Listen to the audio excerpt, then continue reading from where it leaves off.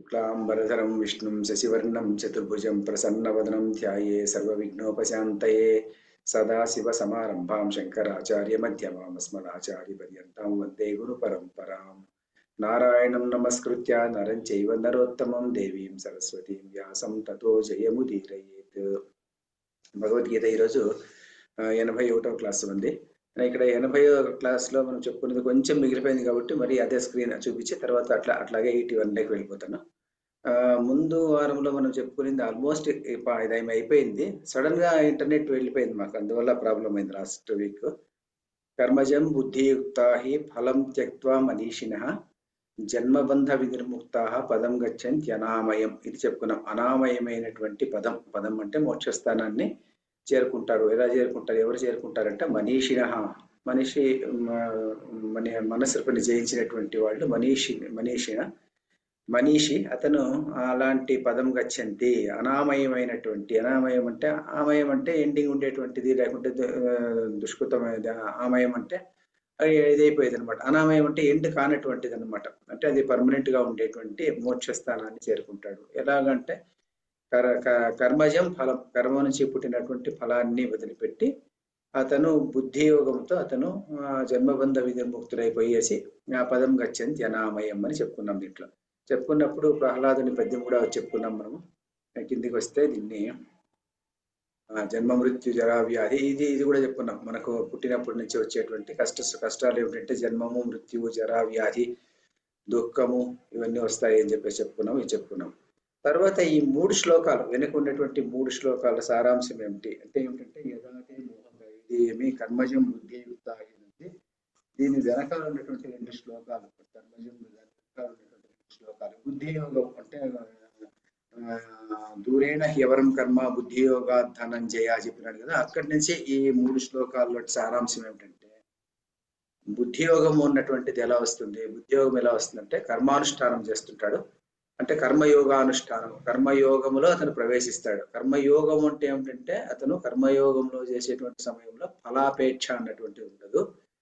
తర్వాత ఈశ్వరార్పణ బుద్ధి ఉంటుంది, సమత్వ భావన ఉంటుంది. సమత్వ భావన అంటే ఈ ద్విగుణాలు ఏమైనా ఉండండి, ఒకటి మంచి చెడు, తర్వాత దుఃఖము సుఖము, కష్టము సుఖము, ఇలాంటి మంచి చెడు ఇలాంటి ఏ దాంట్లో కూడాను ఆ నిర్వచనం లేకుండా సమత్వం పాటిస్తూ కర్మయోగాన్ని అభ్యాసం చేసేటువంటి వ్యక్తికి ఎలా ఉంటుందంటే ఆ బుద్ధి అన్నటువంటిది వికసిస్తుంది. ఆ బుద్ధి నుంచి ఆత్మజ్ఞానం వస్తుంది అని చెప్పుకున్నాము. మరి ఇక్కడ ప్రశ్న ఏమిటంటే మరి కర్మయోగము ద్వారా మనము కర్మయోగానుష్ఠానులై ఉండి బుద్ధియోగంలోకి ప్రవేశించి, అంటే బుద్ధియోగంలో అంతఃకరణ శుద్ధి వచ్చి అంతఃకరణ శుద్ధి నుంచి బుద్ధియోగంలోకి ప్రవేశించి బుద్ధియోగం నుంచి ఆత్మజ్ఞానాన్ని పొందేటువంటి ఈ అంశం, ఈ ప్రణాళిక అంటే ఈ లైన్ అన్నటువంటిది మరి అందరికీ వర్తిస్తుందా అంటే అన్ని కులాల వాళ్లకు, అంటే ఒక బిచ్చగాడు కూడా ఈ కర్మయోగం చేస్తే అతనికి మోక్షం పొందేటువంటి అవకాశం ఉందా? లేకుంటే ఒక బ్రాహ్మణుడే అన్నక్కర్లే, శూద్రుడే అన్నక్కర్లేదు, ఎవరైనా కానీ, ఏ కులం వాడైనా కానీ, ఎలాంటి సందర్భంలో ఉన్నప్పటికీ కూడాను వాడికి వస్తుందా కాదా అని ప్రశ్న వేసుకుంటే ఈ అనుష్ఠానం ద్వారా, అంటే కర్మయోగాన్ని మనం అనుష్ఠిస్తూ కర్మయోగం నుంచి ఆత్మశుద్ధి చేసుకునేసి ఆత్మశుద్ధి నుంచి బుద్ధిలోకి ప్రవేశించి బుద్ధి నుంచి ఆత్మజ్ఞానం లభించేటువంటి ఈ ప్రాసెస్ ఇది ఎవరికైనా అప్లై అవుతుంది. కాబట్టి దీనికి మరి అప్లై ఏమైపోతుందంటే మోక్షము ఉన్నటువంటి స్థానం అతనికి లభిస్తుంది. అంటే మోక్షం లభించడానికి అర్హులు ఎవరు అంటే ఎవరైనా అర్హులు కావచ్చు. లౌకిక కర్మలు చేసేటువంటి వాడు ఎవడైనా కూడాను మోక్ష ప్రాప్తికి అర్హుడు అని చెప్పేదానికి ఈ 3 శ్లోకాల సారాంశం అనమాట. లౌకిక కర్మల ద్వారా కూడాను మోక్షాన్ని సంపాదించుకోవచ్చు. మనం రోజు చేసేటువంటి లౌకిక కర్మల ద్వారా మనం ఒక గృహిణి ఉంటుంది. గృహిణి అంటే కేవలం ఇంటి మాత్రం పనులు చేసుకుంటూ ఉండేటువంటి ఆమె అలాంటి ఆమె కూడాను మోక్షాన్ని సాధించవచ్చు. ఎలా అంటే ఆమె చేసేటువంటి కర్మను సక్రమంగా చేస్తూ కర్మణ్యేవాధికారస్తే మా ఫలేషు కదాచన మా కర్మ ఫల హేతుర్భూ మాతే సంగోస్త్వ కర్మణి, ఆ ప్రిన్సిపల్ పట్టుకునేసి ఆమె ఏమీ అపేక్ష లేకుండా, ఏమీ ఎక్స్పెక్టేషన్ లేకుండా తన కర్మ తాను చేసుకుంటూ అందులోనే ఆనందాన్ని పొందుతూ అలా ఉన్నప్పటికీ కూడాను ఆమె ఫలాపేక్ష లేకుండా ఈశ్వరార్పణ బుద్ధితో ప్రతి పని చేసినప్పుడు అలాంటి సందర్భంలో ఏమైపోతుందంటే ఆమెకు బుద్ధి యోగం అన్నటువంటిది ప్రాప్తించి అక్కడి నుంచి ఆమె ఆత్మజ్ఞానానికి వెళ్ళేటువంటి అవకాశం ఉందా అనే ప్రశ్న. అంటే దీనికి ఏం చెప్తారంటే అది అంత సులభం కాదు. ఈ కర్మయోగానుష్ఠానం చేసేటువంటి వాడు శ్రవణము, మననము, నిధిధ్యాసనం కూడా చేయాలి. అది ఎందుకంటే బుద్ధి వికసించాలంటే ఇవి మార్గాలు అన్నమాట. శ్రవణం అంటే మంచి మంచి వినడము, శ్రవణము, మననము దాన్ని వినిన దానిని మళ్ళీ నెమరేసుకోవడము, శ్రవణము, మననము. నిధిధ్యాసనం ఉంటే దాని మీదనే కాసేపు యోచన చేయడం అన్నమాట. ఇది ఏ జ్ఞానం సంపాదించాలన్నా కూడా ఈ 3 సాధారణంగా చెప్తారనమాట. శ్రవణ, మనన, నిధిధ్యాసనములు అని చెప్తాము. శ్రవణం అంటే వినడం అన్నమాట. ఏదైనా ఒక దేవుణ్ణి గురించినటువంటి ఒక మంచి విషయాన్ని గురించి వినడం అనుకోండి. విన్న తర్వాత దాన్ని మననం చేసుకోవడం. మళ్ళీ విన్న తర్వాత దాన్ని అలా వదిలిపెట్టేయకుండా ఇంటికెళ్ళి ఒకసారి దాన్ని మననం చేసుకోవడం. మననం చేసుకున్న దాన్ని నిధిధ్యాసనం. దాని మీద మనము కాన్సన్ట్రేట్ ఆన్ ఇట్. అదే దాని మీదనే ఫోకస్ పెట్టి అలాగే ఆలోచన చేస్తూ ఉన్నప్పుడు ఏమైపోతుంది అంటే మనకు ఒక రకమైనటువంటి జ్ఞానం వికసిస్తుంది చెప్తారనమాట. చాలా మంది ఎక్స్పీరియన్స్ చేసినటువంటి వాళ్ళు చాలా మంది ఉన్నారనమాట. గీత అంటాను, భగవద్గీత మీద అలా చేసినటువంటి వాళ్ళు. మహాత్మా గాంధీ అందుకే చెప్పేవాడంట, నేను whenever I find any doubt in my life I turn a page and found a solution for it అని చెప్పేటుంటాడంట. అంటే ఏమిటంటే ఏదైనా ఒక శ్లోకాన్ని పట్టుకునే శ్లోకాన్ని అలాగే ఆలోచన చేస్తుంటే కొత్త కొత్త భావాలు అందులో నుంచి పుట్టి జ్ఞానం అనేటువంటిది వికసిస్తుంది. కాబట్టి ఈ మార్గాలన్నీ చేసినటువంటి వాడు ఆత్మజ్ఞానానికి ప్రవేశించేదానికి అర్హుడు. కర్మయోగానుష్ఠానం కానీ అలా ఉన్నప్పుడు కొంతమందికి అలా చేయనటువంటి ఉండేటువంటి వాళ్లకు భగవంతుని ముందు శ్లోకాల్లో చెప్తాడు, దదామితం బుద్ధి యోగం అని చెప్తాడు అనమాట. అలాంటి వాళ్ళకు నేను బుద్ధిని అనేటువంటి దాన్ని ప్రసాదిస్తాను, ఏదో ఒక రీతిగా బుద్ధిని ప్రసాదిస్తాను. అది వినేదానికి అవకాశం ఏదో కల్పించడము, ఇంకేదో చేయడమో చేసి వాళ్ళకి అలా కల్పిస్తాను అని చెప్పేసి అక్కడ చెప్పుకొచ్చాడు అనమాట. కాబట్టి ఈ మోక్షము అన్నటువంటిది ప్రతి ఒక్క వ్యక్తికి సాధ్యమయ్యేటువంటి విషయము. ఒకటో పాయింట్ అనమాట. మరి కామ్యకర్మ చేసేటువంటి వాడికి ఏమొస్తుంది? కర్మ చేసేటువంటి వాడికి ఒక ఫలము అపేక్షించి వాడు చేస్తాడు కాబట్టి వాడికి పుణ్యము అన్నటువంటిది వస్తుంది. ఆ ఎక్కువగా పుణ్యం వచ్చినటువంటి వాడికి స్వర్గము అన్నటువంటిది అల్టిమేట్ ఏంటన్నమాట. స్వర్గం వస్తుంది అంటే ఇక్కడ చావడము, అక్కడ పుట్టడం అనమాట. భూలోకంలో చావడము, ఈ దేహంలో ఇంకొక సూక్ష్మ శరీరంతో స్వర్గలోకంలో పుట్టడము. పుట్టిన తర్వాత అక్కడ భోగభూమిది స్వర్గలోకం, భోగభూమిలో భోగాలను అనుభవించడము. తర్వాత పుణ్యం అయిపోయిన తర్వాత మళ్ళీ మానవ జన్మ ఎత్తడము. జన్మమరణ చక్రం అన్నటువంటిది అతనికి సమాప్తం కాదు. కాబట్టి ఎప్పుడైనా ఏ సందర్భంలో అయినా ఆ జన్మ మరణ చక్రంలో అతను జారిపోతే మళ్ళీ అధోలోకానికి వెళ్ళిపోతాడు. అందువలన ఈ పదం అన్నటువంటి పదం వాడాడు కదా, దీనికి ఒక ప్రసిద్ధమైనటువంటి అర్థం ఏమంటే పరమపద సోపాన పటము అని మనము సాధారణంగా మీరు చూసిండొచ్చునేమో. పరమపద సోపాన పటము అని చిన్నప్పుడు మనం ఆడుకునేటువంటి వాళ్ళము. అంటే దాంట్లో ఏముంటుందంటే పాములు ఉంటాయి, ఒక పాము మెట్లెక్కుతూ ఉంటుంది అనమాట.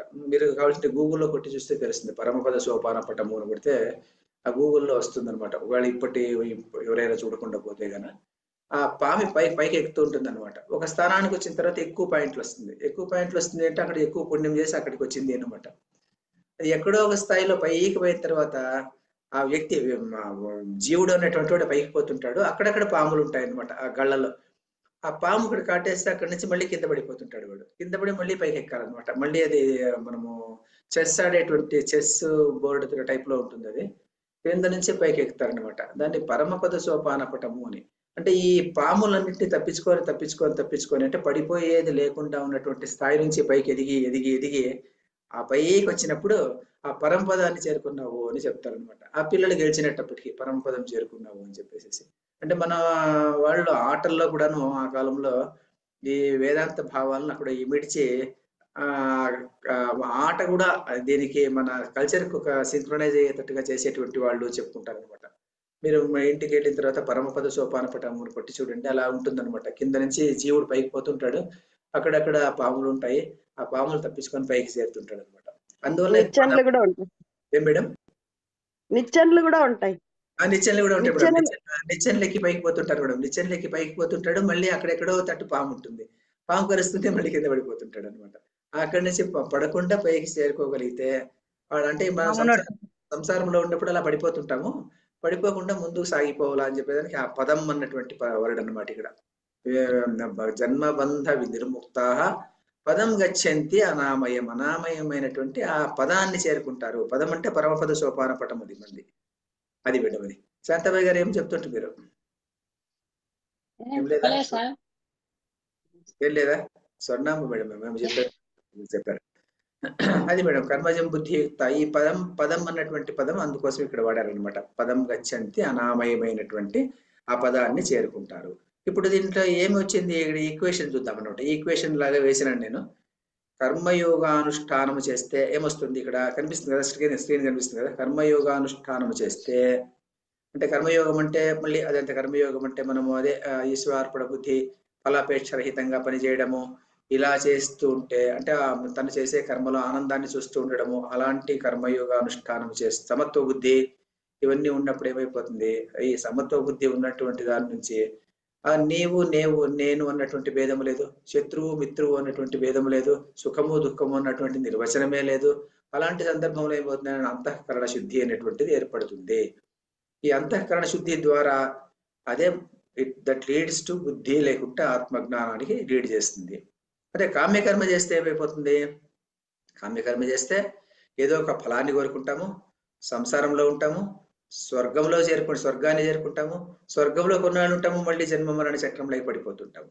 ఈ స్వర్గంలో ఎక్కువ కాలం ఉండాలంటే ఏం చేయాలి? పెద్ద యజ్ఞం చేయాలన్నమాట, రాజసూయ యాగం చేయాలన్నమాట. మహాభారతంలో చిన్న కథ వస్తుంది. ఏమిటంటే ఒకసారి నారదుడు స్వర్గలోకానికి వెళ్తాడంట. వెళ్ళినప్పుడు ఇంద్రుని తేజస్సుతో సమానమైన తేజస్సు ఉండే ఒక వ్యక్తి అక్కడ కనిపిస్తాడంట. మరి నారదుడు ఎవరబ్బా ఇంద్రుని తేజస్సుతో వెలిగిపోతున్నాడే? ఇంద్రుడు చాలా తేజస్సుతో ఉంటాడు, మిగిలిన స్వర్గంలో ఉన్నటువంటి వాళ్ళు అతని కన్నా తక్కువ తేజస్సుతో ఉంటారు. మరి ఇతడు ఈ ఇంద్రుడితో సమానంగా ఉంటాడంటే ఎవరు అని చెప్పేసి అక్కడ పక్కన ఉంటాడు అడిగితే పాండు మహారాజ్ చెప్తా అంట. ఆయన హరిశ్చంద్రుడు, ఆయన ఎన్నో రాజసూయ యాగాలు చేశాడు, అందువల్ల ఆయన అక్కడ ఉన్నాడు. నేను రాజసూయ యాగం చేయలేదు, అందువల్ల నేను ఆ తేజస్సు నాకు లేకుండా పోయింది. ఇంద్రుడు పక్కన కూర్చునేటువంటి అదృష్టం నాకు లేదు, నేను మామూలు సీటర్ అందరూ కూర్చున్నట్టు కూర్చున్నాను, గ్యాలరీస్ లో కూర్చున్నాను అని పాండురాజు చెప్పి అప్పుడు చెప్తా అంట, నా కొడుకు ధర్మరాజు ఉన్నాడు, వాడు చాలా బుద్ధిమంతుడు, తర్వాత వాడికి తమ్ముళ్ళు బాగా బలవంతులైనటువంటి వాళ్ళు ఉన్నారు, మీరు వెళ్ళి నేను చెప్పినట్టుగా చెప్పండి, రాజసూయ యాగం చేయమని చెప్పండి అని చెప్పేసి పాండు మహారాజు నారదుడిని పంపిస్తే నారదుడు వచ్చి మరి ధర్మరాజు చెప్తాడు అనమాట. ధర్మరాజు అప్పటి నుంచి అది రాజసూయ యాగం చేయాలన్నటువంటి ఉద్దేశం కలుగుతుంది. భారతంలో మనకు కథ వస్తుంది. అందువల్ల స్వర్గం చేరుకోవాలంటే కూడా అంత సులభం కాదు. స్వర్గం చేరుకున్నటువంటి వాళ్ళు మామూలు లాంటి వాళ్ళంతా కొంతకాలం ఉంటారు స్వర్గలోకంలో, కొద్ది రోజులు వచ్చేస్తుంటారు. మరి రాజసూయ యాగం చేస్తే కొన్ని ఏళ్ళు ఉంటారనమాట, స్వర్గంలో వెలిగిపోతుంటారు అక్కడ. మళ్ళీ జన్మ మరణ చక్రం మాత్రం తప్పదన్నమాట. అందువల్ల ఏమిటి? రెండు ఈక్వేషన్ల నుంచి ఏం తెలుస్తుంది? కర్మయోగానుష్ఠానం నుంచి అంతఃకరణ శుద్ధి నుంచి జ్ఞానం వచ్చింది. కాబట్టి ఈ శుద్ధి లేనటువంటి అంతఃకరణం ఏమిటి? శుద్ధి లేని అంతఃకరణమే సంసారము. శుద్ధి ఉన్నటువంటి శుద్ధమైనటువంటి అంతఃకరణమే బ్రహ్మ. ఆత్మజ్ఞానం అంటే బ్రహ్మ. ఈ రెండు ఈక్వేషన్స్ అనమాట. ఈ రెండు ఈక్వేషన్స్ బాగా గుర్తుపెట్టుకోవాలి. శుద్ధము కాని అంతఃకరణము సంసారము, శుద్ధమైనటువంటి అంతఃకరణము బ్రహ్మ. ఈ అంతఃకరణంలో జీవుడు ఉంటాడు. జీవుడు ఉన్నటువంటి వాడు ఎలా ఉంటాడంటే, ఆ జీవుడు తన జన్మలో పుట్టిన తర్వాత, మనం మనిషిగా పుట్టిన తర్వాత ఆ జన్మలో జీవుడు అతని ప్రయాణ ప్రస్థానంలో ఏమవుతుంది అంటే, అతను ఈ అంతఃకరణము అది ఎలా ఉంటుందంటే, మనం ఒక బ్రిడ్జి మీద వెళ్తుంటాం అనుకోండి, ఇటు వెళితే ఏమో ఏదో సికింద్రాబాద్ ఏదన్నా ఉంటుంది అనుకోండి, ఇటు వెళితే హైదరాబాద్ అనుకోండి, ఏదన్నా బ్రిడ్జి మీద ఒక ఇమాజినేషన్. అలా వెళ్ళేటువంటి సందర్భంలో ఆ జీవుడు ఉన్నటువంటి వాడు ఆ బ్రిడ్జి దగ్గరికి వచ్చిన తర్వాత ఒకవైపు వెళితే హైదరాబాద్, ఒకవైపు వెళ్తే సికింద్రాబాద్ ఎలా వస్తుందో, అలాగే ఈ జంక్షన్ దగ్గరికి వచ్చేపాటికి జీవుడు ఉన్నటువంటి వాడు ఈ కామనలు కోరికలు అన్నటువంటి ఆ ఊబిలోకి పడిపోతే సంసారంలోకి పడిపోతాడు. అలా కాకుండా వాడు ఆ జంక్షన్ దగ్గరికి వచ్చిన తర్వాత మరి లెఫ్ట్ పోయే బదులు రైట్కి తిరుక్కునేసేసి అంతఃకరణ శుద్ధి కోసం ప్రయత్నం చేసుకుని కర్మయోగానుష్ఠానం చేసుకుంటూ వెళితే వాడు సంసారం నుంచి తప్పించుకొని బ్రహ్మని చేరుకుంటాడు. కాబట్టి శుద్ధమైనటువంటి మనస్సే బ్రహ్మ, కలుషితమైనటువంటి అంతఃకరణమే ఏమిటి అంటే సంసారము. అంటే కలుషితము అన్నటువంటి పదం అనమాట. ఆ కలుషితము అన్నటువంటి పడమే కలుషితము, కలిలము, కలి, కలహము ఇవన్నీ ఒకే జాతి నుంచి పుట్టిండేటువంటి వర్డ్స్ అన్నమాట. ఆ కలుషితము కలీలము అన్నటువంటి పదాన్ని యూజ్ చేసుకుంటూ వచ్చే శ్లోకం ఇప్పుడు స్టార్ట్ అవుతుంది అనమాట. అది ఏం శ్లోకం అంటే ఇది. ఇక్కడ ఈ శ్లోకం చెప్పుకొని మళ్ళీ చెప్పుకుందాము. చెప్తారా మేడం? స్వర్ణమ్మ మేడం సార్ చెప్పండి మేడం. యదా తే మోహ కలిలం. సార్ నేను చెప్పమంటారా? చెప్పండి. యదా ఒకసారి చెప్పండి, ఎందుకంటే టైం. యదా తే మోహ కలిలం యదా తే మోహ కలిలం బుద్ధిర్వ్యతితరిష్యతి. బుద్ధిర్వ్యతితరిష్యతి. యదా తే మోహ కలిలం బుద్ధిర్వ్యతితరిష్యతి. యదా తే మోహ కలిలం బుద్ధిర్వ్యతితరిష్యతి. తదా గంతాసి నిర్వేదం. తదా గంతాసి నిర్వేదం. శ్రోతవ్యస్య శ్రుతస్య చ. శ్రోతవ్యస్య శ్రుతస్య చ. తదా గంతాసి నిర్వేదం శ్రోతవ్యస్య శ్రుతస్య చ. తదా గంతాసి నిర్వేదం శ్రోతవ్యస్య శ్రుతస్య చ. అంతే మేడం. ఇది ఇది ఇప్పుడు ఏమైపోయిందంటే కర్మయోగానుష్ఠానం చేసిన దాని నుంచి, ఇక్కడ మనం చెప్పుకున్నాం కదా, కర్మయోగానుష్ఠానం చేసిన దాని నుంచి ఏమైపోయింది, ఇక్కడ శంకరాచార్యులు ఇక్కడ రాస్తారనమాట. యోగానుష్ఠాన జనిత అంటే యోగానుష్ఠానం అంటే కర్మయోగానుష్ఠాన జనిత, అక్కడి నుంచి పుట్టినటువంటి సత్వశుద్ధి. కర్మయోగానుష్ఠానం చేసిన దాని వల్ల ఏమొచ్చింది, కర్మ అని ఆయన మామూలుగా యోగం ఉంటే కర్మయోగం అనే అర్థం అంతే. చాలా చోట్ల యోగం ఉంటే కర్మయోగం అని భగవద్గీతలో. సో యోగానుష్ఠాన జనిత సత్వశుద్ధి. ఇక్కడ ఏమంటాడు శంకరాచార్యులు, యోగానుష్ఠానము నుంచి జన్మించినటువంటి సత్వశుద్ధి, దాని నుంచి పుట్టినటువంటి బుద్ధి, అందులో నుంచి పుట్టినటువంటి బుద్ధి ఏమి, అది ఆత్మజ్ఞానము మనం చెప్పుకున్నాం అనమాట. యోగానుష్ఠాన జనిత శుద్ధ బుద్ధి. ఈ బుద్ధి అంటే ఈ లైన్ అంతా, ఈ ఆర్డర్ అంటే పరంపర మోక్ష ప్రాప్తి అని చెప్తారనమాట. అంటే ఒకేసారి మోక్షం రావాలంటే ఇలాంటి ఈ డ్రిల్ అంతా మనం చేసుకుంటూ ఇలా వెళితే ఈ సత్వశుద్ధి వస్తుంది. సత్వశుద్ధి నుంచి బుద్ధియోగం వస్తుంది. బుద్ధియోగం నుంచి ఆత్మజ్ఞానం వస్తుంది. మరి బాగానే ఉంది. మరి కాదా ప్రాప్స్యతే ఇత్యుచ్యతే, మరి అది నాకు ఎప్పుడు వస్తుంది, మరి ఆ బుద్ధి నాకు వచ్చింది అని నాకు తెలిసేది ఎప్పుడు, నాకు ఎలా వస్తుంది, ఎప్పుడు వస్తుంది? బాగానే ఉంది, ఇదంతా స్కీమ్ అంతా బాగానే ఉంది, ప్రణాళిక అంతా బాగానే ఉంది. శుద్ధమైనటువంటి ఆత్మనే బ్రహ్మాండము, కలీలమైనటువంటి మనస్సే సంసారం అని చెప్పినారు. మరి నేను కర్మయోగానుష్ఠానం చేస్తాను. కర్మయోగానుష్ఠానం చేసేటువంటి సమయంలో సమత్వ భావంలో ఉంటాను. బుద్ధి నాకు ఎప్పుడు వస్తుంది అని అడిగితే దానికి ఎప్పుడు వస్తుంది అంటే యదాతే అని మొదలు పెడతాడు. ఎప్పుడైతే, యదా అంటే ఎప్పుడైతే అని స్టార్ట్ అనమాట. ఇక్కడ ఎప్పుడైతే మోహకలీలం, ముందు దీనికి ఇది పదవి విభాగం చేసుకుందాము. యదా తే మోహకలీలం బుద్ధిర్వ్యతితరిష్యతి తదా అప్పుడు గంతాసి నిర్వేదం శ్రుతస్య చ. ఇది పదవిభాగం. ఇది ఎప్పుడు వస్తుంది నాకు, ఎప్పుడు వస్తుంది బుద్ధి జ్ఞానం, ఎప్పుడు వస్తుంది?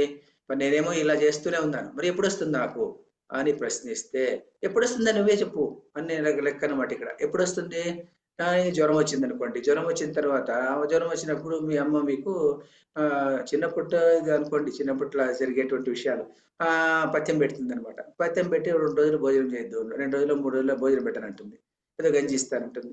వీడు మరం చేసి నాకు ఎప్పుడు పెడతావు భోజనము అంటాడు అనుకోండి. ఎప్పుడు పెడతావు అంటే నువ్వే చెప్పు, నీకు ఎప్పుడు నార్మల్సీ వస్తుందో చెప్పు, అప్పుడు ఇస్తాను. నాకు నార్మల్సీ వచ్చిందని నేను ఎట్లా తెలుసుకునేది? తెలుసుకోకుండా చెప్పు, నువ్వే చెప్పు. దానికి కూడా అన్ని నాలుగు చేదుగా ఉందా లేదా చెప్పు. నాలుగు చేదుగా ఉంది, మరి నీకు ఎలా పెట్టడము? మరి చేదుగా లేనటువంటి సందర్భం చూసుకొని నా దగ్గరికి రా, నీకు భోజనం పెట్టేస్తాను అని. అంటే చేదుగా లేదు అంటే నార్మల్సీ వచ్చింది లెక్క. ఇప్పుడు శ్రీకృష్ణుడు ఏం చెప్తున్నా అంటే, నీవు ఎలా ఉన్నావు, అర్జునుడు ఎలా ఉన్నాడు, నీ బుద్ధి మోహ కలిలంతో ఉంది. కలిలం అంటే ఏమిటంటే కలిలం యదాతే మోహ కలిలం, ఎప్పుడైతే నీ యొక్క మోహ కలిలం అంటే మోహము అన్నటువంటి, కలిలం అంటే బురద లేకుంటే ఊబి అంటాం కదా మనం తెలుగులో, ఊబి, బురద ఊబి అంటుంటాం అనమాట. ఊబిలే పడిపోతున్నాడు రా వాడు అంటుంటాం, అంటే ఊబి. యదా ఎప్పుడైతే తే నీ యొక్క మోహకలీలం, మోహము అన్నటువంటి బురదలేకి నీ బుద్ధి ఉందనమాట. అదే మోహ కలిలం. ఆ మోహ కలిలము నుంచి, మోహం అంటే ఏమి? మోహం అన్నటువంటిది ఏమంటే మనం ముందు శ్లోకంలో చెప్పుకున్నామంట. కార్పణ్య దోషోపహత స్వభావ పృచ్ఛామిత్వం ధర్మ సమ్మూఢ చేతాహ. ధర్మ సమ్మూఢ అన్నటువంటి వర్డ్ యొక్క అర్థం చెప్పుకునేప్పుడు ఏం చెప్పినామంటే, ఏది ధర్మము ఏది అధర్మము అని నాకు తెలియడం లేదు.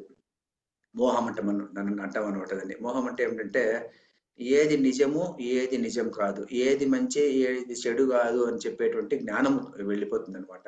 అంటే ఏది నిత్యము ఏది అనిత్యము, అంటే దానికి వేదాంత పరంగా చూసుకుంటే ఈ జగత్ అంతా కనిపించేటువంటి ప్రతి వస్తువు కూడా నిత్యము అనుకుంటాం అనమాట. అది నిత్యము, ఇదే నిజము, నేను చనిపోతున్నాను, నాకు మరణం ఉంది అని అనుకునేదంతాను మోహము. నాకు వాడికి ఎక్కువ సంపాదన ఉంది, వీడికి తక్కువ సంపాదన ఉంది, మోహము అని చెప్తారనమాట. మోహం అంటే ఏది లేదనమాట, ఏది శాశ్వతం కాదు, అన్ని ప్రకృతి నుంచి తీసుకున్నటువంటిదే, మళ్ళీ ప్రకృతిలోకి వెళ్ళిపోయేటువంటివే. వీడు పుట్టేటప్పుడు ఎలా వచ్చాడో వాడు చనిపోయేటప్పుడు అలా వెళ్ళిపోతాడు అనమాట. పుట్టినప్పుడు బట్ట కట్టలేదు, పోయేటప్పుడు వెంట రాదు. నిజం అదే వేదాంత సారం ఇంతేనయ్యా అనే పాట ఉంది కదా, ఆ పాట అంతే అనమాట. అది దానికి ఏమంటే అంటే బ్రాడ్ గా చూస్తే అలా అర్థం అనమాట. అప్పుడు ఏమైపోతుందంటే, ఏది కూడా మనం చూసేటువంటి ఏ వస్తువు కూడాను త్రికాల బాధ్యం కాదనమాట. త్రికాల బాధ్యంగా ఉండదు అంటే భూతకాలంలో నుండి, వర్తమాన కాలంలో నుండి, భవిష్యత్ కాలంలో ఉండేటువంటి వస్తువు ఆత్మ వస్తువు. మరి అలా చూడకుండా వాడు కనిపించేటటువంటిది మాత్రమే వాడు నిజమైనటువంటిది అనుకునేటువంటిది అంతను మోహమే అన్నమాట. అది నేను ద్రోణుడిని చంపుతున్నాను, భీష్ముడిని చంపుతున్నాను నేను అని అనుకోవడం మోహము. అది ఎందుకంటే అది కాదన్నమాట. అలా ఎవరిని చంపడం లేదన్నమాట. సో అది అందువల్ల ఏమైపోతుందంటే, అందరికీ ఉన్నది ఉంటే ఆత్మనే కదా, అందువల్ల చంపడము చావడము అన్నటువంటిది లేదు. మనం అవన్నీ ముందు 11-30 వరకు ఆ శ్లోకాల్లో చెప్పుకున్నాం అనమాట. సో అలాంటిది అనుకునేటువంటి వాడికి ఏమిటంటే మోహం అంటాం అనమాట.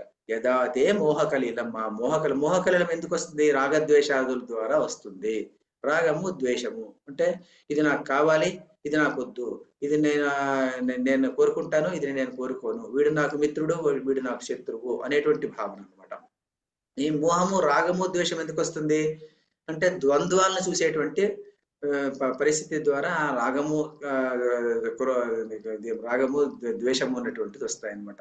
ద్వంద్వాలు అంటే ఇది మంచి ఇది చెడు, ఇది సుఖము ఇది దుఃఖము అనేటువంటి మనము పరిశీలన చేసేటువంటి నిర్వచనం ఎప్పుడు చెప్పుకుంటామో దాని నుంచి మోహం అన్నటువంటిది పుడుతుంది. ఈ ఎప్పుడైతే నీ బుద్ధి మోహ కలిలం నుంచి బుద్ధి కలిలం నుంచి బయటకు వస్తుందో, బుద్ధిర్ వ్యతితరిష్యతి, బుద్ధి ఈ మోహ కలిలాన్ని వ్యతితరిష్యతి దాటేస్తుందో, యదాదే మోహకలిలం బుద్ధిర్ వ్యతితరిష్యతి, బుద్ధి వ్యతితరిష్యతి దాటిపోతుందో, అప్పుడేమైపోతుంది నీకు అని ఇక్కడ చెప్తున్నాడు అనమాట. అంటే ఈ బుద్ధి అన్నటువంటిది ఉంటుంది కదా, ఈ బుద్ధి అన్నటువంటిది మోహము నుంచి బయటపడాలన్నమాట. మోహాన్ని దాటి వెళ్ళిపోవాలి అంటే, ఈ మోహం అంటే ఏది నిత్యము ఏది అనిత్యము అనేటువంటి ఆ భావన నుంచి అది సక్రమంగా ఆలోచించేటువంటి నిజంగా చూడాలన్నమాట. తాడు అని చెప్పాలి, పామును పాము అని చెప్తే అది మంచి బుద్ధి. అలా కాకుండా తాడును చూసి పాము అనేటువంటి బుద్ధి వస్తే అదేమైపోయిందంటే అది మోహము. ఆ మోహము నుంచి నీది ఎప్పుడైతే బుద్ధి బయట పడిపోతుందో, అది దాన్ని దాటి వెళ్ళిపోతుందో, యదాతే మోహకలిలం బుద్ధిర్ వ్యతితరిష్యతి తదా, ఆ సమయంలో నీకేమైపోతుంది? నిర్వేదం గంతాసి. నిర్వేదం అంటే నీకు ఒక రకమైనటువంటి వైరాగ్యం అంటే విరాగం, దాని మీద అపేక్ష లేకుండా పోవడం అనమాట. అది అంటే దాన్ని you don't care it, you just neglect it. ఆ వైరాగ్యం ఉన్నటువంటిది నీకు కలుగుతుంది కదా. ఏం వస్తుంది నీకు? వైరాగ్యం వచ్చేస్తుందా? గంతాసి నిర్వేదం, నీకు నిర్వేదము అన్నటువంటిది నీకు వస్తుంది. ఆ నిర్వేదం దేని నుంచి వస్తుంది? విత్ రెఫరెన్స్ టు వాట్ అంటే, శ్రోతవ్యస్య శ్రుతస్య చ అంటాడు అనమాట. శ్రోతవ్యస్య శ్రుతస్య చ.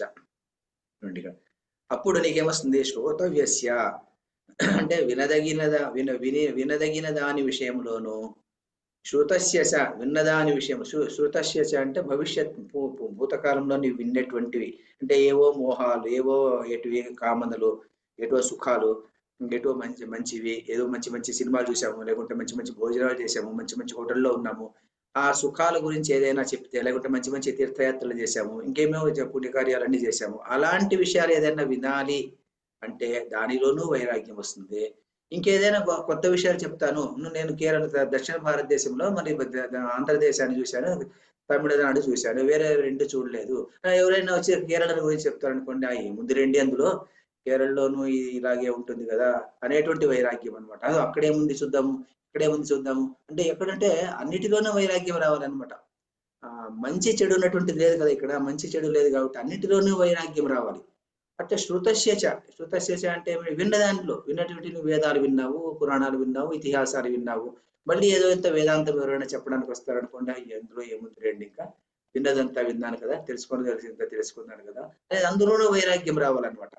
అందువల్ల దాన్ని ఏమంటారంటే శృతి నిర్వేదం అంటాం అనమాట. దాన్ని సాధారణంగా చాలా మంది వేదాలు మళ్ళీ కర్మకాండాలు చెప్తారు అనుకోండి, ఏదన్నా ఒక వ్రతం చేసుకుంటే నీకు మంచి జరుగుతుంది, లేకుంటే ఒక యజ్ఞం చేస్తే నీకు ఏదో పుణ్యం వస్తుంది అని ఎవరైనా చెప్తే, అయ్యో ఏముంది రండి అందులోను, నాకు వచ్చినటువంటి పుణ్యం నాకు ఉండనే ఉంది, నాకు పుణ్యము వద్దు పాపము వద్దు. ఎందుకంటే రెండింటినీ వదిలిపెట్టాలి కదా, మనం ముందు శ్లోకంలో చెప్పుకున్నాం, పుణ్యము పాపము రెండింటిని కూడా త్యజించాలన్నమాట. రెండింటిని త్యజించేసినప్పుడు నాకు ఏది అవసరం లేదు, అందువల్ల నేను ఎందుకు చేయాలి నేను.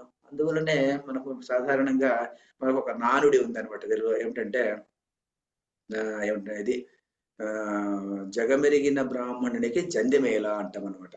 అంటే జగమెరిగిన బ్రాహ్మణుని జంధ్యమేళ అనేటువంటిది చాలా వేదాంత పరమంగా చేసి చెప్పినటువంటి ఒకనొక సెంటెన్స్ అనమాట. దాన్ని ఏదో సాధారణంగా మనము ఎవరైనా జంధ్యం తీసేసి ఏదో అలా నడిచేటువంటి వాడిని చూసి, యజ్ఞోపవీతం లేకుండా పోయేటువంటి వాడిని చూసి ఆ జగమెరిగిన బ్రాహ్మణ జంధ్యమేళ అనుకునేసి ఎలా వెళ్ళిపోతుంటారు. అలా కాదన్నమాట.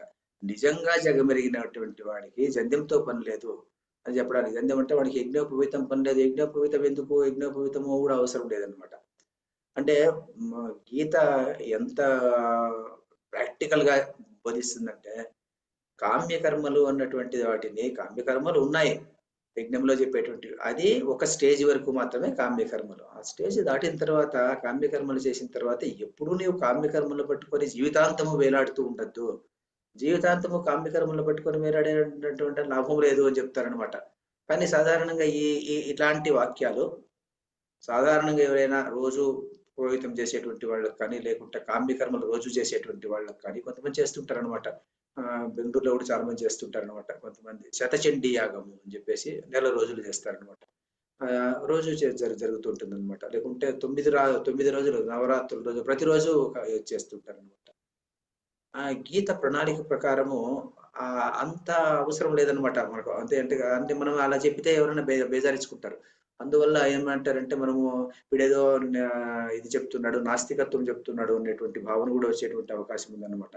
కానీ నిజంగా జ్ఞానం సంపాదించినటువంటి వాడికి జగమెరిగిన బ్రాహ్మణుడికి జంధ్యమేళ అన్నట్టు, వాడికి మంచి లేదు, చెడు లేదు, తర్వాత సుఖము లేదు, దుఃఖము లేదు, ఇది కావాలి అది కావాలి అన్నటువంటిది లేదు, లోకం నుంచి అపేక్ష అన్నటువంటిది లేదనమాట. No expectation from the world. ప్రపంచమంతా వచ్చేసి ప్రపంచం నుంచి నీకేం కావాలి అని భగవంతుడు అడిగితే, మరే నీకేం కావాలిరా, ప్రపంచంలో ఏముండదు, నీకు ఏది కావాలో ఇస్తారంటే, అబ్బాయి నాకేముందండి, ఏమి లేదు, నాకు అవసరం లేదు అని చెప్పాలన్నమాట. అందువల్ల ప్రహ్లాదునికి హిరణ్యకశిపుడిని చంపిన తర్వాత నరసింహస్వామి ప్రహ్లాదుని చెప్తాడు. భాగవతంలో వస్తుంది అనమాట ఆ ఘట్టము. చెప్పినప్పుడు ఆయన ప్రహ్లాదుని అడుగుతాడు, నీకు ఏమి వరం కావాలో కోరుకో, నీకు ఇస్తాను అంటాడు. అంటే ఆయన చాలా బాధపడిపోతాడు ప్రహ్లాదుడు. మరి నాకు ఏం వరం కావాలి, నాకు ఏది అవసరం లేదే అంటాడు అనమాట. ఆయనకి ఏం అవసరం లేదనమాట. ఆయన ప్రహ్లాదుడు ఆహ్లాదం ఉంటే సంతోషం అనమాట. ప్రహ్లాదుడు ప్రకర్షణ ఆహ్లాదం ఉన్నటువంటి వాడు, అంటే ఎక్కువగా సంతోషం ఉన్నటువంటి వాడు, ఎప్పుడు నిరంతరము సంతోషంలో ఉండేటువంటి వాడు, నిరంతరము ఆత్మజ్ఞానంలో ఉండేటువంటి వాడు. అతనికి ఇంకేం కావాలి, ప్రపంచం నుంచి ఏది వద్దు, ఎక్కడి నుంచి ఏది వద్దు అనమాట. ఏదో ఇస్తారంటే నా అబ్బాయి నాకెందుకండి, ఇది నాకు ఇంకేం అవసరం లేదు, నాకు నీకు వరం ఏం అవసరం లేదు అనేటువంటి స్టేజ్ అనమాట. ఆయనకి ఏది వద్దనమాట. అందువల్ల ఇక్కడ ఏమిటంటే శృతస్యచ అంటే ఏమిటంటే, ఇంకా ఆల్రెడీ విన్నటువంటి దానిల మీద కూడాను ఇంకా శ్రోతవ్యస్య, ఇంకేదో నీకు వినాలి, ఇంకేదో తెలుసుకోలేదు. నీవు 18 ఉపనిషత్తులే చదివినావు, కానీ 108 ఉపనిషత్తులు ఉన్నాయిరా, చదువుతావా, ఎందుకంటే చదవడం అవసరం లేదు, ఇంకా నేర్చుకుందాను, నాకు వచ్చినటువంటి ఇది చాలు అని చెప్పేసి అనుకునేటువంటి వ్యక్తి అన్నమాట. అంటే ఆ సిచ్యువేషన్కి వెళ్ళాలంటే సాధారణంగా మనలాంటి వాటికి తగుచునేసేసి, మరి నేర్చుకో, గీత నేర్చుకో అంటే, నాకెందుకంటే గీత నాకు వచ్చింది అలాగా నాకు అనేదానికి లేదనమాట. ఇదంతా అయ్యి ఆ జ్ఞానాన్ని సంపాదించుకొని యోగానుష్ఠానంలో నిష్ణాతుడయ్యి అక్కడ సమత్వ బుద్ధి పెంచుకునేసి సమత్వ బుద్ధిలోనే ఉండి ఎప్పుడు సదా ఉండి తర్వాత అక్కడి నుంచి కర్మను కేవలం ఈశ్వరార్పణ బుద్ధితో చేసి అలాంటి వాడు అన్నమాట. అంటే కర్మలు చేయకుండా ఉంటారు మళ్ళీ, ఎందుకంటే కర్మానుష్ఠానం చేయాలన్నమాట. కర్మలు చేస్తూనే ఉండాలి, కానీ కర్మ యోగం ద్వారా చేస్తుండాలి. ఆత్మ శుద్ధి, అంతఃకరణ శుద్ధి అన్నటువంటిది అలా తెచ్చుకున్నటువంటి వ్యక్తి ఆ సందర్భంలో ఉన్నటువంటి పాపం చేసేటువంటి అవకాశమే లేదు. అందువల్ల పుణ్యము పాపము చేసే సందర్భంలో వాడు పాపం చేస్తాడేమో అనుకుంటే వాడు పాపం చేసేటువంటి అవకాశమే లేదనమాట. ఏం చేసినా మంచిదే చేస్తుంటాడు. అలాంటి వాడికి శ్రోతవ్యస్య శృతస్య చ, ఏదో సుఖభోగాల గురించి చెప్తాను, లేకుంటే నీవు ఏదో తమిళనాడు కేరళ మాత్రమే చూసినావు ఆంధ్రాసి గురించి చెప్తాను అంటే అయ్యో ఏముందిలేండి అది కూడా ఇంతే కదా అని చెప్పేటువంటి సందర్భం. లేకుంటే వేదాలన్నీ చదివినావు ఇంకేదో నీవు చదవలేదు అది ఏముందిలేండి అంతే కదా అనేటువంటి నిర్వేదము. అంటే అందువల్ల స్వామి రంగనాథానంద అన్నటువంటి ఆయన, ఎందుకంటే మనలాంటి వాళ్ళు మనం ఇలాంటి విషయాలు చెప్తే సాధారణంగా ఎవరైనా ఒప్పుకోరనమాట. ఏదో అనాచారం చెప్తున్నాడు అనుకుంటారు. అందువల్ల భగవద్గీతని చెప్పడము కానీ వినడము కానీ విన్నదాన్ని ఆ మనస్తత్వంతో అండర్స్టాండ్ చేసుకునేటువంటి వాళ్ళు చాలా తక్కువ. అందువల్లనే ఈ భగవద్గీతను వినేటువంటి వాళ్ళు చాలా తక్కువగా ఉంటారనమాట. కానీ చాలా ప్రాక్టికల్ గ్రంథం ఇది. ప్రాక్టికల్ గ్రంథాన్ని వినరనమాట. రంగనాథానంద అనే స్వామి ఆయన అంటే కామెంటరీస్ అంటే యూట్యూబ్ లో లెక్చర్స్ ఉన్నాయి రంగనాథానందవి. అంటే అది క్లారిటీ లేదు ఎందుకో మరి చాలా యూట్యూబ్ లో అలా క్లారిటీ లేదు. అయితే ఇంక అదే పనిగా పట్టుకొని దాన్ని వినాలన్నమాట కూర్చొనేసి. అలా వింటే కన్నా ఆయన కొన్ని సందర్భాలు చెప్పేటువంటి విషయం ఆయన ఏం చెప్తాడంటే ఈ వేదముల నుంచి కూడాను నిర్వేదం అయిపోవాలన్నమాట. ఎత్ర వేద అవేద భవతి అనే శతకపథ బ్రాహ్మణంలో చెప్తారట. వేదములు అవేదములు అయిపోతాయంట, వేదములు కాకుండా పోతాయంట. అంటే ఇదంతా వేదములు రా అవసరం లేదండి అనేటువంటి పరిస్థితి తెచ్చుకునేటువంటి అంత స్థాయికి ఎదిగిపోతాడు అనమాట. శ్రోతవశ్య శృతస్య చ అవి ఎత్ర వేద అవేద భవంతి అని చెప్తారనమాట. అది శతపథ బ్రాహ్మణంలో వస్తుందంట. మరి అది కొటేషన్ మాత్రం నాకు తెలుసు. అది చెప్తాడనమాట. అందువల్ల ఏమైపోతుందంటే ఇక్కడ మన లౌకికంగా ఈ శ్లోకాన్ని అర్థం చేసుకుంటే ఈ కలిలము అన్నటువంటి వర్డ్కి ఏమంటే కలి అంటాం కదా, కలిలము, కల్మషము, తర్వాత కలహము. ఇప్పుడు చూడండి, ప్రపంచంలో ఉన్నటువంటి ప్రతి దేశము ఇంకొక దేశంతో కలహము. మన దేశానికి ఎన్నో దేశాలతో కలహము, ఏదో అమెరికాకి ఎన్నో దేశాలతో కలహము, అటు రష్యాకు ఉక్రెయిన్తో కలహము, ఇజ్రాయెల్కి ఇంకొక దేశంతో కలహము. ఇక్కడ చూసినా వైలెన్స్ అన్నటువంటిది చాలా ఎక్కువ ఉందన్నమాట. ఇదే కలి అంటారనమాట. కలిలము. తర్వాత ఊవి అన్నమాట, అది దాంట్లో అలాగే ఉంటారనమాట. కాలుష్యము, కలియుగము అంటాం కదా. కలి అంటే ఏమిటంటే మనసులో ఉన్నటువంటి కుళ్ళు కలి అంటాం అనమాట. మనసులో ఉన్నటువంటి కుళ్ళు, ఆ కుళ్ళు ఎక్కువ పెరిగి అదేమైపోతుందంటే కలి అన్నటువంటిది పరిపక్వం అయిపోతుందంట. ఆ అదే కలి పురుషుడు అనమాట. ఆ కుళ్ళు పరిపక్వం అయిపోయిన తర్వాత అది ఒక రూపము దాలిస్తే అది కలి పురుషుడు. ఆ కలి పురుషుడి నుంచినే మనం ప్రపంచమంతా నాశనం అయిపోతుంది అని ఎప్పుడో మనం చెప్పుకుంటాం కదా. అది అంటే ఆ కుళ్ళు అంత పేరుకోవాలన్నమాట. కుళ్ళు అంతా పేరుకునేసి ఏదో కొద్దిగా గీత వినేటువంటి వాళ్ళు కూడా లేకుండా అయిపోయేసి, ఆ కొద్దిగా చెప్పేటువంటి వాళ్ళు కూడా లేకుండా అయిపోయేసేసి, లేకుంటే ఏది ఇలాంటి విషయాలే ఉండింది అని మర్చిపోయేటువంటి సందర్భం వచ్చింది అనుకోండి. మరి వేదవ్యాసుడు ఎవరు అంటే అతను ఒక ఆథర్ అండి అని చెప్పినటువంటి క్లాసుల్లో నేను చూశాను అనమాట. అంటే అతని గురించి ఏమీ తెలియదు అనమాట. అలాంటి సందర్భం, గీత అంటే అదొక పుస్తకము అని ఎవరైనా చెప్పారనుకోండి అంతే. అలాంటి సందర్భం ప్రపంచమంతా వ్యాప్తి వచ్చేసినటువంటి సందర్భం ఎప్పుడైనా వస్తే అది కుళ్ళు పేరి ప్రతి మనిషి ఇంకొక మనిషితో కొట్టాడేటువంటి ఆ కుళ్ళును కలి అంటాం అనమాట. ఆ కలి అనేది కలియుగం ద్వారా అలా వస్తుంది అని చెప్పేసి, అందువల్ల కలిలం నుంచి కలిలం అన్నటువంటి వర్డ్ వచ్చింది. యదా అదే మోహ కలిలం బుద్ధిర్ వ్యతితరిష్యతి తదా గంతాసి నిర్వేదం శ్రోతవ్యస్య శృతస్య చ. అప్పుడు ఈ నిర్వేదం అన్నటువంటిది వస్తుంది.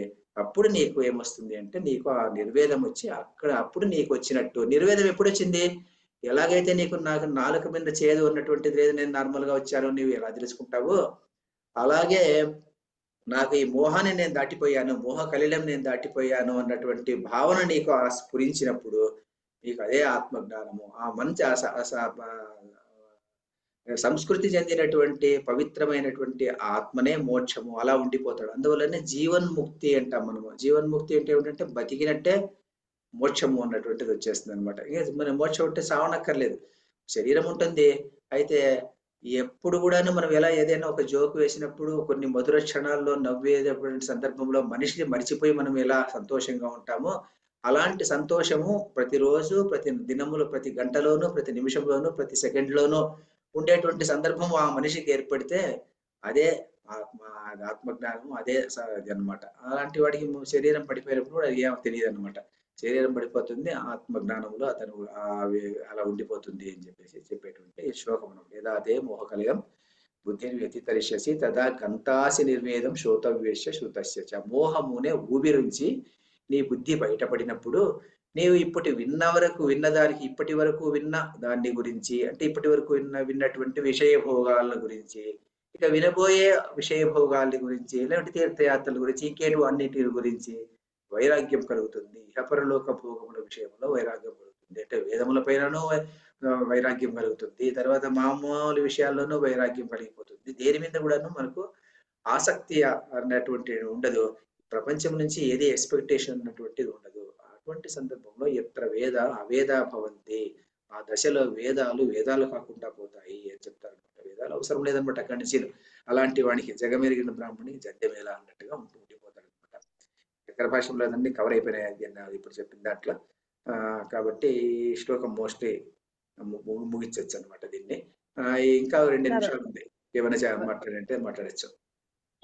సార్ ఇప్పుడు పీఠాధిపతులు ఈ మా స్వాముల వారు వీళ్ళందరూ జంధ్యం తీసేసి దండంలో కడతారు కదా. అవును మేడం.